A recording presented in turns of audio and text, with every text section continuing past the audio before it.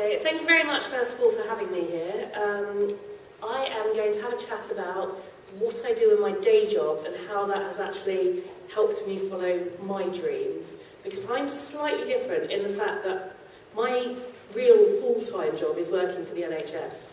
So I work in intensive care and emergency medicine, and I'm shortly going off to be one of the helicopter doctors in London for a period of time. I always wanted to be a doctor since I was about 3 years old. I was very poorly in hospital, and much to my mum's embarrassment, when I said to one of the nurses, I want to do what they're doing, the nurse said, oh, be a nurse. I said, no, be a doctor. And my mum at that point died of embarrassment, but I never changed my mind. This was a good thing and a bad thing, because I think once you get something set in your mind, you can make a lot of pressure for yourself, which actually, in the long term, isn't always great. However, it does drive you, and I agree, it gives you that ambition and that goal, but may not make you as flexible as you want to be when you're thinking of school and what A-levels to do. So I did sciences and music at A-level, randomly, and I am a self-confessed motorsport geek. The privilege of standing in the Ayrton Senna Theatre is huge for me, as Ayrton Senna was one of my idols growing up, and still is. Even so much so that my husband currently is fighting against putting more motor racing pictures up at home. So I knew that motorsport was also an industry I wanted to work in. I was never going to be a driver. Engineering did cross my mind, actually, but again, medicine was always the thing that drove me.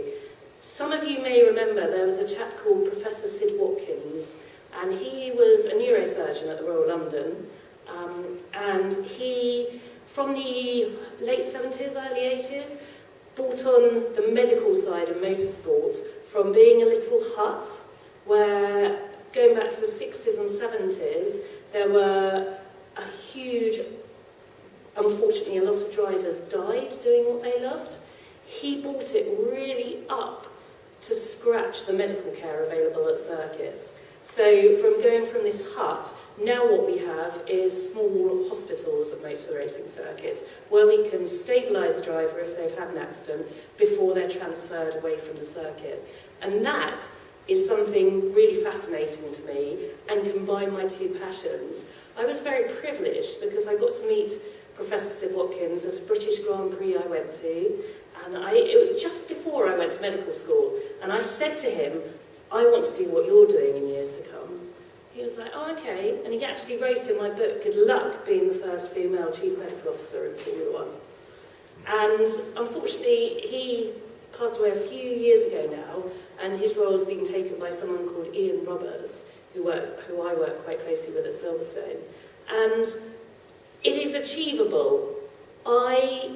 I think what I learned along the way is that goals, however hard they seem and unattainable, whatever people say, you can actually achieve them. It does take hard work, like Rachel was saying, you know, the prep you put in. Also, I do think we have to address kind of the elephant in the room, that we're here trying to get females into motorsport, and I still think there is a slight gender bias. I don't know if the other speakers will agree.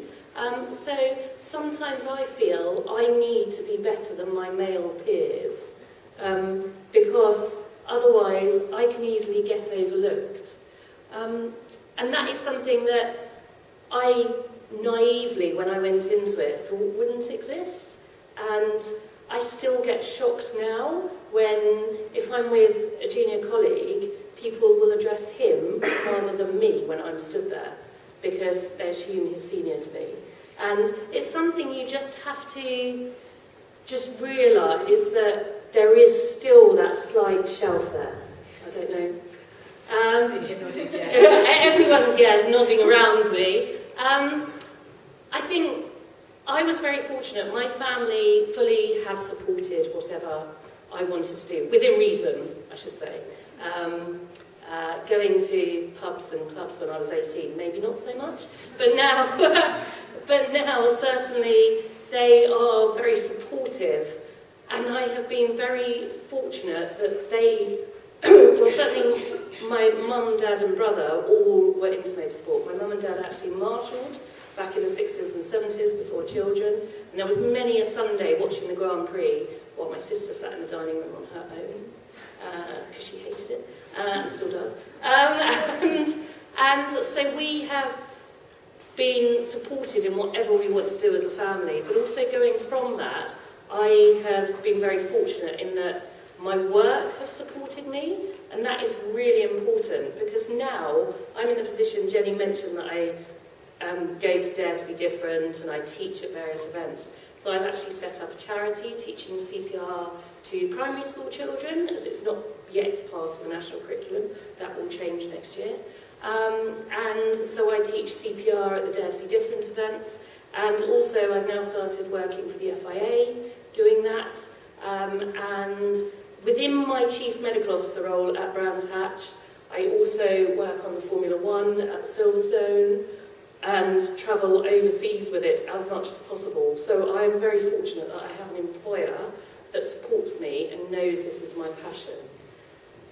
However, I still have to give a lot of time to my day job, it has to be said. But I wouldn't change the position I'm in for anything.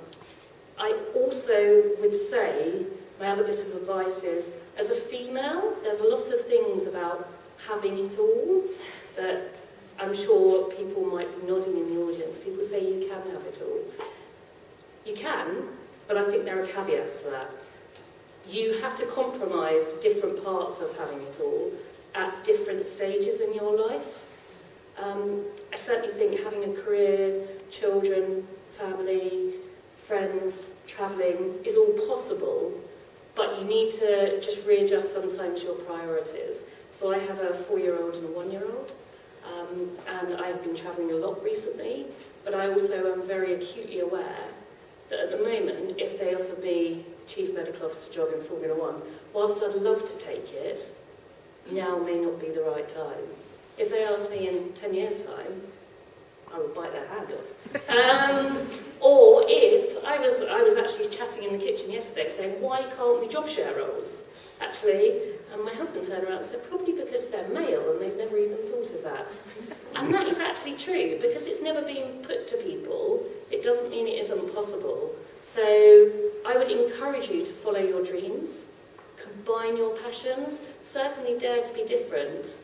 If any of you have been to the days, I think some of you will have been, probably met me, and it gives you a wide scope of the areas you can go into in motorsport. We have media, we have the engineering, we have the medical side, and we even have the go-karting, which is brilliant.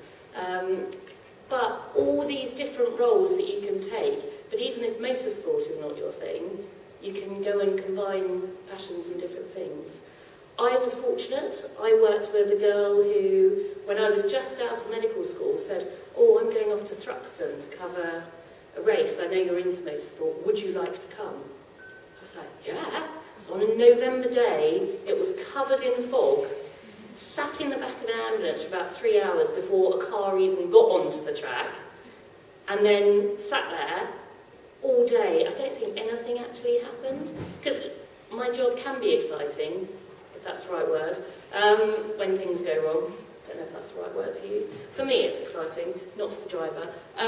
But some days you may see no one, hopefully. And the girl in question actually gave up after a year, and I continued taking opportunity after opportunity. It would be, someone's cancelled, can you come to Goodwood? Someone's cancelled, can you come to Race of Champions? And that's where I actually met Susie Wolf and knew she was retiring, and just boldly strode up to her and said, so I hear you're starting Dare to Be Different. Just wondered if I could get involved. And that's literally all it took to be involved with such a great organisation. So I take all those opportunities, and also remember, it is a juggling act, but you can have it all, but just not necessarily all of it right at the same time, is what I would say. So thank you very much for listening to me.